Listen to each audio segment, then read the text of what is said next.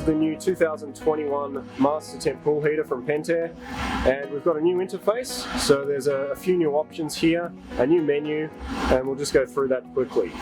So if we push the menu button, our first item is Pool Max, then Spa Max.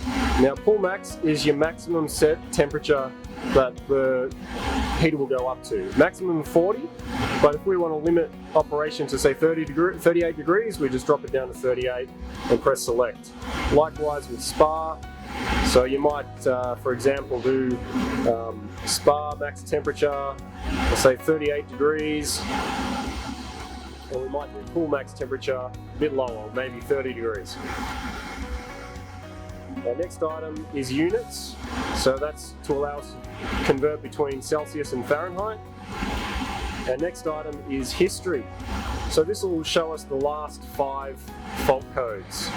Okay, now under normal operation you're probably going to see a few AFS and PS, that's pressure switch and airflow switch.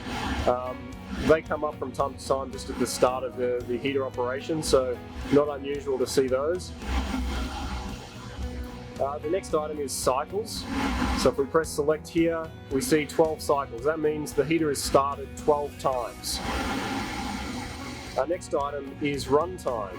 So this will show how many hours the heater has run for. So this is a new heater.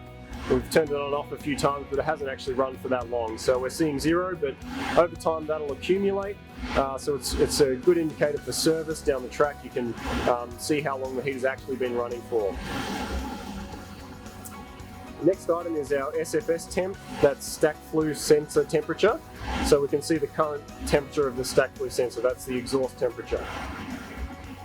Next item is flame. So this shows the strength of the flame. So this is using the flame current sensor off the fennel. And flame normal, that's what you want to see. If it says flame low, then you might have a problem with the ignition system, or some blockage in the heater, or maybe poor earthing. Our next option is backlight. So at the moment we've got timeout enabled, that's the default setting. If we change that to disabled, what that'll mean is that the backlight and the LCD screen will always be active. Next option, HTR, ADDR, that's heater address. So this is really only for automation connection. This is using the COM port at the back of the motherboard. Now this would be for, I guess, future automation use where you've got multiple heaters and it's all turned on and off through the digital COM wire. The next one is BP valve. So the new MasterTemp actually allows you to connect an IntelliValve to have a bypass for the heater. By default this is disabled. If you enable that, make sure you've got a IntelliValve connected to the COM port, and make sure that it's actually connected properly as per the instruction manuals. We'll leave that disabled for now.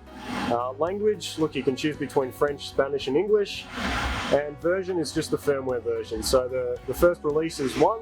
I guess down the track that'll change as software edits are made. And that's it for the menu.